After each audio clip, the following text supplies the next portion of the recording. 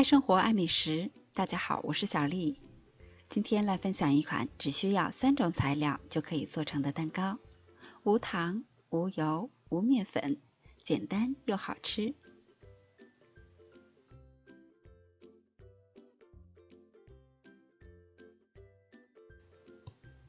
准备2根中等大小的香蕉，去皮掰成小段，放入碗中。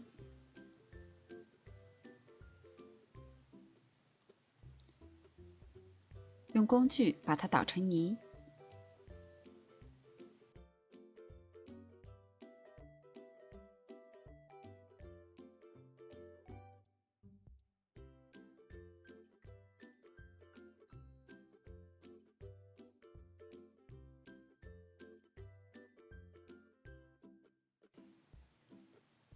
2根香蕉，我们打入2颗鸡蛋，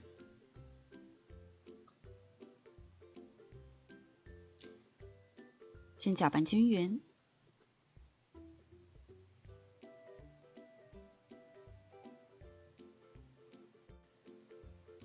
再加入2袋无糖的豆奶粉，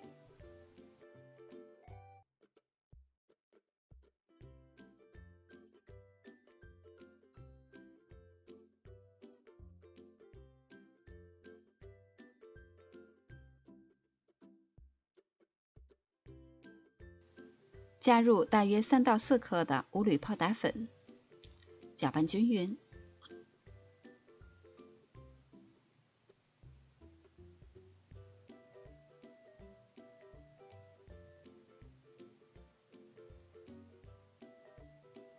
一直搅拌成这样比较细腻的糊状。我用的是6寸的蛋糕模具，事先铺好一张油纸防粘。把调好的面糊倒入模具中，轻震几下，震出里边的气泡。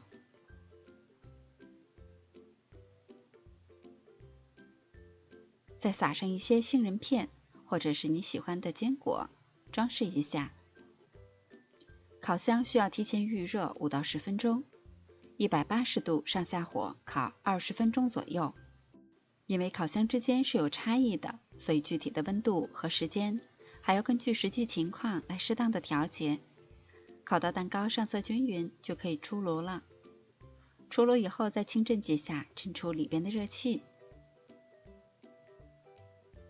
取出来脱模。这是我做过最简单的蛋糕了，我们只用到了这3种材料。